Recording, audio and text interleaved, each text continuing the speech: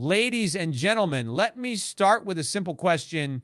If the government shuts down and your life doesn't change, what does that tell you about the size of the government in the first place? Think about that. Every time Washington warns us of chaos, it's really exposing how little of that massive bureaucracy we truly need.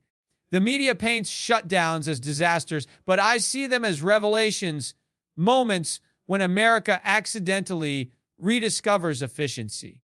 Chaos is just clarity in disguise.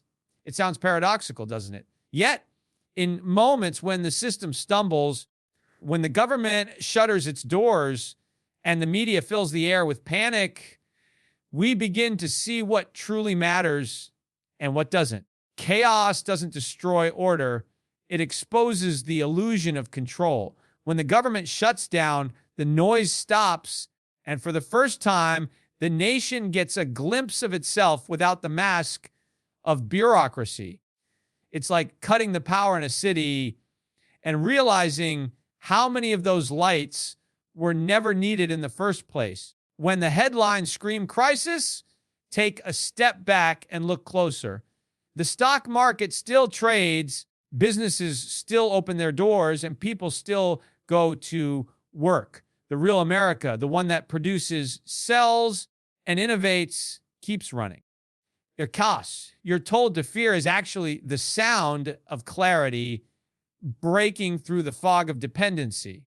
It's a reminder that prosperity doesn't flow from political offices or printed money. It comes from the productivity, creativity, and determination of ordinary citizens. When the government's hand is momentarily lifted, the strength of the people becomes visible again. That's not a crisis. That's revelation. Politicians want you to believe that the government is the glue holding society together. But if that were true, how does everything keep functioning when they clock out? Roads don't vanish, electricity doesn't fade, and commerce doesn't collapse. Instead, it's the unnecessary machinery, the paperwork, the overregulation, the endless committees that suddenly stops. And when those gears freeze, the world outside doesn't crumble. It breathes. That's clarity disguised as chaos. Think of it like a storm clearing the air. Yes, it's loud, it's messy, it's uncomfortable, but once it passes, you can finally see the horizon again. The shutdown is that storm. It clears away the illusion that government is synonymous with progress. It shows us that the private sector, the builders, the thinkers, the doers, doesn't depend on political permission to keep moving forward. When you take away the noise of political grandstanding, the quiet hum of real work becomes unmistakable. Here's the hook. What if that so-called chaos is actually our opportunity to recalibrate, to strip away everything unnecessary and rediscover the core of what drives growth? Every moment of disruption is a mirror. It reflects both our weaknesses and our strengths. It shows us that stability doesn't come from government intervention. It comes from individual accountability. It challenges the myth that the economy collapses without constant political management. The truth is, when the interference pauses, efficiency often rises. The gears of genuine productivity start turning faster when they're not gummed up by bureaucracy. The shutdown teaches a profound lesson. Reliance breeds fragility. Independence breeds strength. When the noise dies down, people start to realize that their success isn't tied to a government paycheck or a stimulus bill. It's tied to their skills, their work ethic, and their ability to adapt. That's the clarity hidden beneath the chaos. It's the moment when people rediscover that freedom isn't a policy, it's a practice. And in those brief pauses, when government steps aside, the private sector steps up. It's easy to confuse activity with progress. The government is full of motion, hearings, reports, budgets, but little of that motion creates real value. The shutdown exposes this truth. The world doesn't end when bureaucrats go home. Instead, it becomes clearer who's actually moving the needle: the entrepreneurs, the manufacturers, the small business owners. They're the heartbeat of the nation. The shutdown doesn't silence them, it amplifies them. So when the next shutdown happens and the headlines try to sell you fear, remember, this chaos isn't the enemy, it's the teacher. It strips away the false comfort of dependence and reveals the foundation beneath, the real economy built by real people. In that moment of disruption, the fog lifts, and you can finally see that clarity was there all along, waiting for the noise to stop. Prosperity doesn't come from Washington, it comes from you. That single sentence holds a truth most people forget amid the noise of political promises and government programs. Real prosperity doesn't start with a bill being passed, a subsidy being approved, or a stimulus check being mailed. It begins when individuals decide to create, produce, and contribute. It's born in the quiet determination of entrepreneurs, the innovation of small business owners, and the daily grind of workers who keep the nation running, not in the echoing halls of Congress. The government can redistribute, regulate, and repackage, but it cannot create genuine wealth. That power belongs to the people. Think about it. When you wake up in the morning, the opportunities that determine your future don't come from a politician's speech.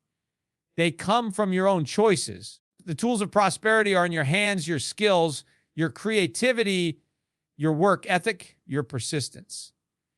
Yet for decades, the narrative has been reversed. We've been conditioned to believe that growth trickles down from Washington, as if bureaucrats and lawmakers are the architects of our success. But let me ask you this: has a government ever invented a smartphone, designed a life-saving technology, or built a thriving business from scratch? No, it's always been the visionaries, the risk takers, and the ordinary citizens with extraordinary drive who push civilization forward. Here's the hook: every time the government grows larger, your individual power shrinks a little. Every new regulation, tax, and control that claims to protect you also limits you.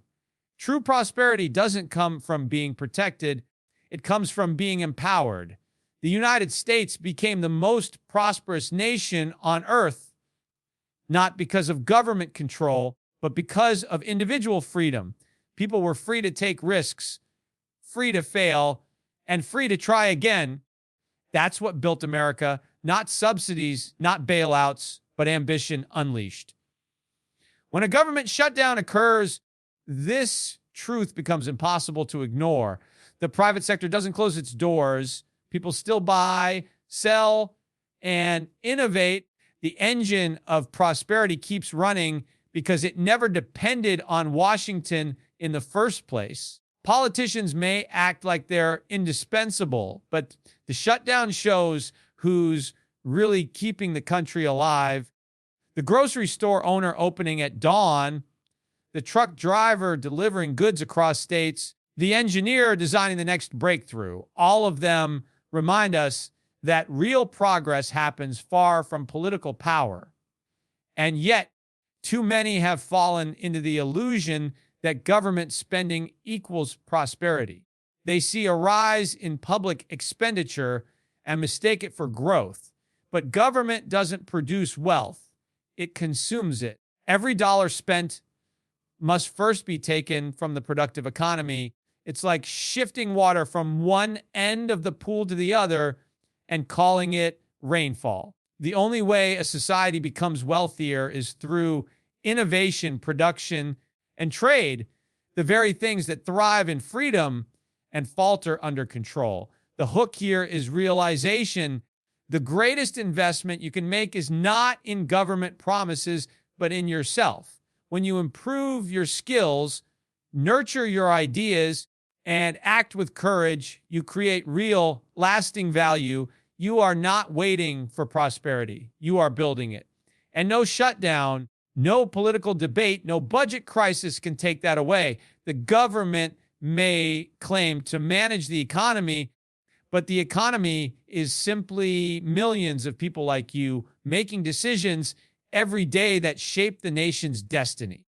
Every paycheck earned, every business started, every invention imagined, these are acts of economic creation. They are expressions of independence, and together they form the foundation of a free and prosperous society. The more we rely on ourselves, the less we need the illusion of political salvation. Because the truth is simple. Washington doesn't create wealth. It borrows it, spends it, and often wastes it. You, on the other hand, have the power to create something from nothing, to transform effort into achievement. That's real prosperity. So the next time someone says the economy depends on what happens in Congress, remember this: the real economy doesn't meet in committees. It works on factory floors, in home offices, in coffee shops where dreams are drafted on napkins.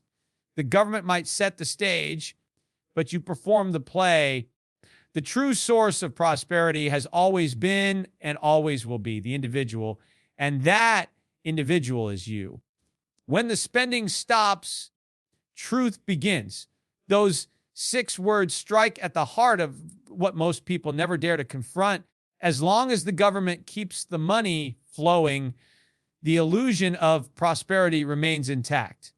But when the faucet tightens, when the endless stream of spending pauses even for a moment, reality begins to surface. It's in that silence, when artificial funding halts, that we finally see what's truly essential, what's waste, and what's been hiding behind the curtain of political showmanship. The truth doesn't live in the numbers they print. It lives in the results those numbers fail to deliver. Every government in history has discovered the same dangerous trick. If you keep spending, you can postpone the truth. You can hide inefficiency, mask dependency, and inflate confidence. You can convince people that the economy is strong, that growth is steady, that debt is harmless. But the moment spending stops, the illusion collapses. Suddenly, you can see which programs create value and which exist solely to justify their own budgets. It's like stopping the music at a crowded party. Everyone looks around and realizes who is really dancing and who is just pretending to keep up with the rhythm. The halt in spending is not a crisis, it's an X-ray. It reveals the bones of the system, exposing both its strength and its decay. For years, politicians have used spending as anesthesia to dull the public's awareness of economic pain. Every bailout, every stimulus, every unfunded promise is another dose meant to keep us numb. But numbness isn't health, it's denial. When the spending stops, the numbness fades, and we feel the real state of the body politic. It's uncomfortable, yes, but it's the only way to diagnose what's wrong and start the cure. In that brief moment of financial silence, we discover that real growth doesn't depend on government dollars. It depends on private ingenuity. We see businesses that continue to thrive because they're built on solid demand, not subsidies. We see individuals who rise above uncertainty because their work creates actual value. And at the same time, we see the hollow structures collapse, the departments that serve no productive purpose, the programs that were more about politics than performance. The end of spending exposes not weakness, but truth, and truth is the foundation upon which lasting strength is built. The economy, like an individual, can only grow when it faces reality. Constant spending shields us from the consequences of inefficiency. It tells us we can consume without saving, borrow without paying back, promise without producing. But when that false comfort stops, the mirror turns toward us. We see that every borrowed dollar has a cost, every artificial stimulus has a consequence, and every delay in facing reality only deepens the wound. The hook here is simple yet powerful. The pain of truth is temporary, but the pain of denial is permanent. When the government shuts down and the spending halts, it's not a tragedy. It's a test. It challenges us to ask, what have we built that can stand on its own? The answer to that question defines the health of a nation.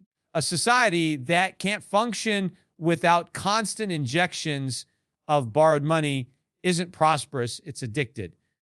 But a society that thrives even when the spending stops, that's a nation grounded in genuine productivity.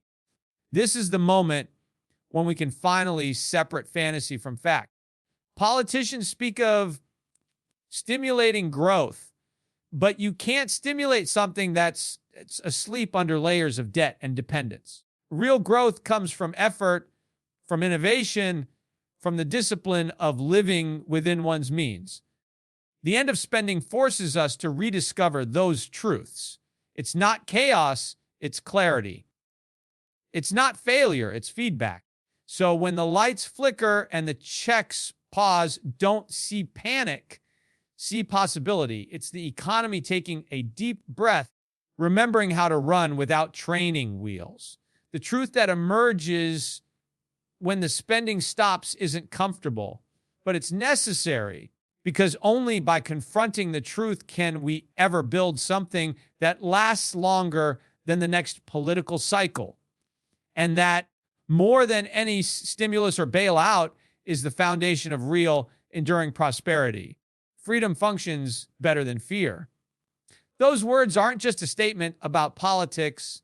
They're a universal truth about human potential. Fear restrains, but freedom releases. Fear makes people wait for permission. Freedom drives them to act. The entire foundation of prosperity, innovation, and progress rests on that simple principle. Yet, over time, governments have learned to use fear as a currency.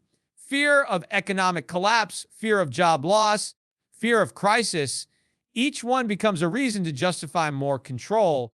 And every time we surrender a little freedom for the promise of safety, we trade away the very thing that makes safety possible in the first place.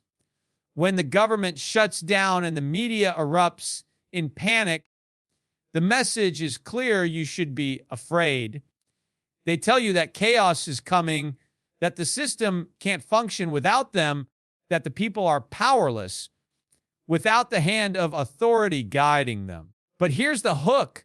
The moment we stop buying into that fear is the moment we realize how powerful we truly are.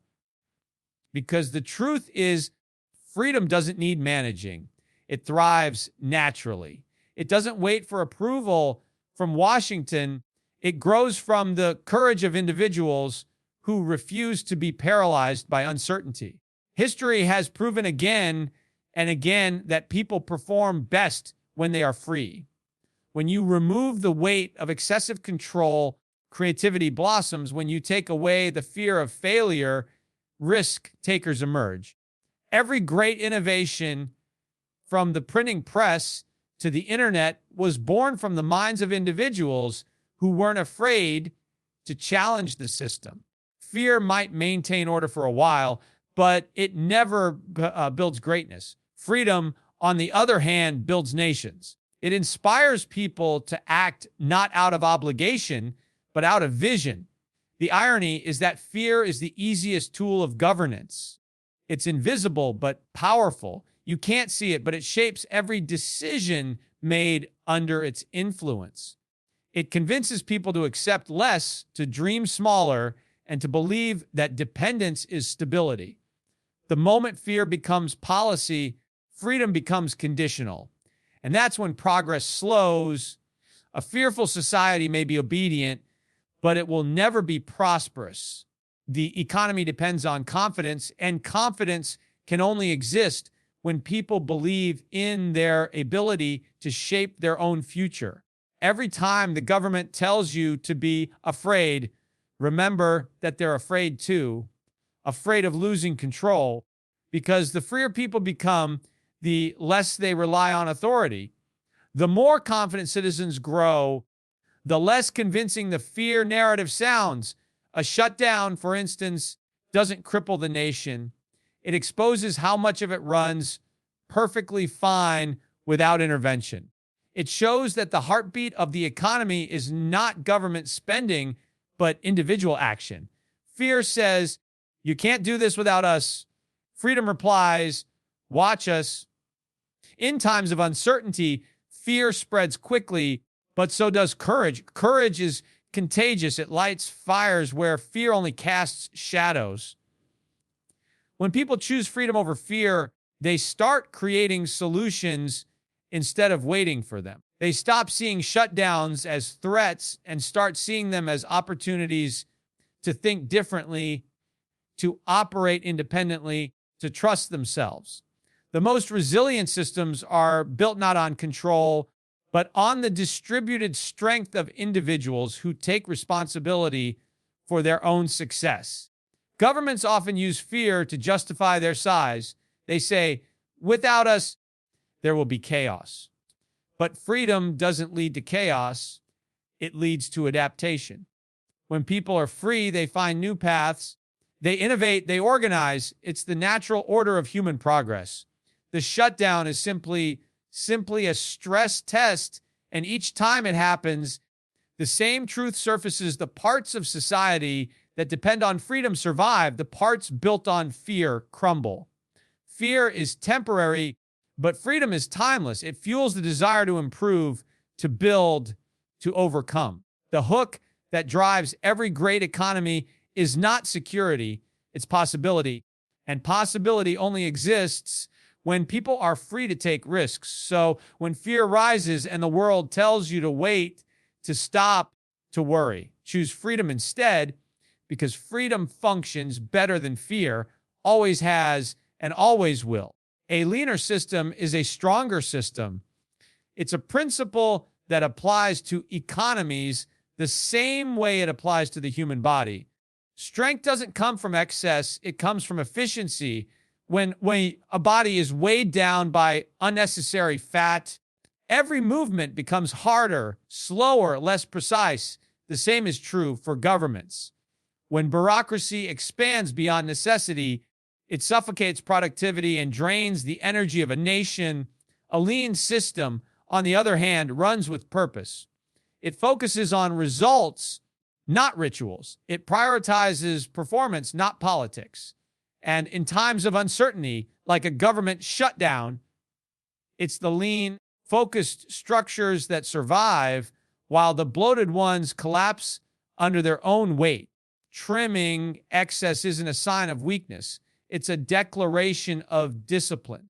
Just as a business thrives by cutting waste and focusing on value, a nation prospers when it limits what doesn't serve its people.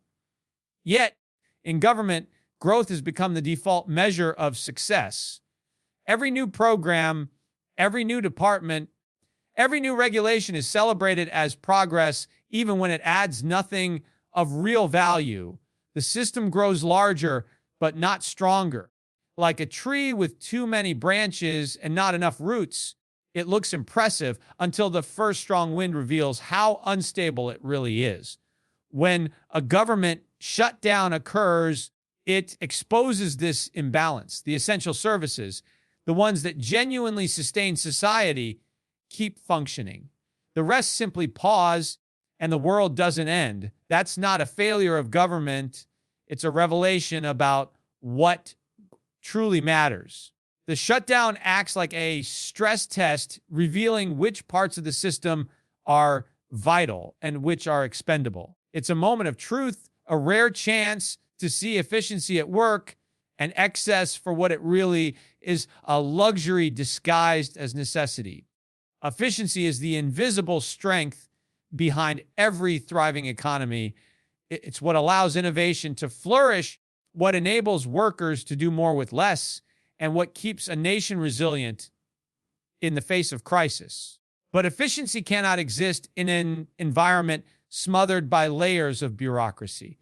Every redundant agency, every overlapping regulation, every unnecessary dollar spent weakens the system by spreading resources too thin. A leaner system, in contrast, directs energy precisely where it counts. It's sharp, focused, and adaptable. It doesn't rely on constant intervention. It relies on competence. Real progress is not about how much you add, but how much you refine. A strong economy isn't measured by the size of its government budgets. It's measured by the freedom and productivity of its people. When systems are lean, decisions are faster, accountability is clearer, and outcomes are measurable. When they're bloated, inefficiency hides behind complexity. Problems linger, responsibility diffuses, and mediocrity thrives under the excuse of process. Lean systems, like lean minds, cut through the noise to reach the truth. The irony is that politicians often equate expansion with compassion. They believe that more spending means more care, more programs mean more progress, but compassion without efficiency becomes waste, and waste erodes trust. Every dollar misused by an overgrown system is a dollar that could have empowered someone to create real value. When the government tightens its belt, it doesn't deprive society. It challenges it to innovate, to adapt, to take ownership of its potential. That's how real strength is built, not through dependency, but through discipline. Think of it like an athlete training for endurance. The goal isn't to add more weight, but to remove every ounce that slows you down. What remains is pure capability, honed and resilient. A lean system works the same way. It eliminates what's redundant so that what's essential can perform at its best. The shutdown, in this sense, acts as the nation's fitness test. It shows where we're strong and where we've grown complacent. And every time we emerge from it, we have a choice: rebuild the same bloated structure or rebuild smarter. A leaner system doesn't mean a weaker nation. It means a nation prepared to face reality. It means a government that understands restraint, that respects the power of the marketplace, and that trusts its citizens to build more effectively than it can command. The hook is undeniable. The less a system wastes, the more it achieves. Strength isn't about how much you have, it's about how efficiently you use it. A lean nation isn't one that does less, it's one that does better. The real shutdown would be if we shut down our courage. In every moment of uncertainty, it's not the closing of offices or the halting of government programs that poses the greatest danger. It's the fear that seeps into the hearts of people. Courage, not capital, is the true fuel of prosperity. Without it, economies stall, innovation fades, and nations lose their spirit. A government shut down might pause certain operations, but the real paralysis happens when individuals start believing they're powerless. The moment we let fear dictate our actions, that's when progress truly stops. The shutdown of courage is far more devastating than any temporary pause in government spending. Economies recover, governments reopen, but the loss of courage can last for generations. When people surrender their confidence, they surrender their future. Courage is the unseen force that turns challenges into breakthroughs and uncertainty into opportunity. Every great achievement in history, every business built from nothing, every discovery that reshaped the world began with someone refusing to shut down their courage in the face of fear. When systems fail and structures shake, it's courage that keeps societies moving forward. In moments of political turmoil, fear becomes the easiest product to sell. The media amplifies panic, politicians feed it, and soon the public starts to believe that their fate depends entirely on the actions of a few in power. But that's the illusion. The truth is that the power of a nation has always resided in the courage of its people, not in the size of its government. A shutdown doesn't define a country's strength, its response does. And when citizens meet uncertainty with resolve instead of fear, the nation doesn't weaken, it evolves. Courage isn't about denying danger, it's about refusing to be defined by it. When the headlines scream collapse, courageous people see possibility. When systems falter, courageous minds start creating new ones. The American story, from its very beginning, has been a story of courage triumphing over control. It's the story of individuals who believed that freedom, despite its risks, was worth more than comfort. That same spirit must rise again whenever fear tries to silence it, because courage is contagious. One person standing firm can inspire hundreds to keep going, and before long, that spark of bravery becomes a wildfire of resilience. What if every government shutdown was really a test, not of systems, but of spirit?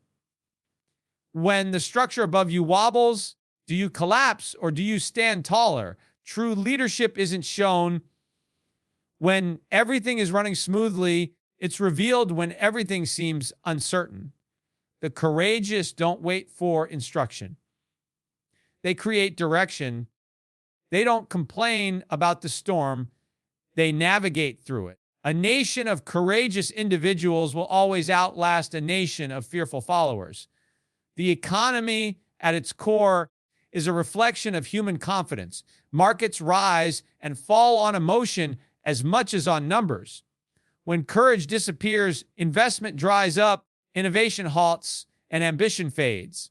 But when courage returns, opportunity blossoms even in hard times. The greatest growth often comes after the greatest crisis, not because the circumstances are easy, but because people choose to act despite the difficulty. Courage is not the absence of fear. It's the mastery of it. It's looking uncertainty in the eye and saying, I will not stop moving forward. Government shutdowns are temporary. Human potential is not. The machinery of bureaucracy might pause, but the machinery of determination never should. Every entrepreneur who opens their doors, every worker who shows up, every thinker who refuses to settle for comfort, they are proof that courage is the heartbeat of progress.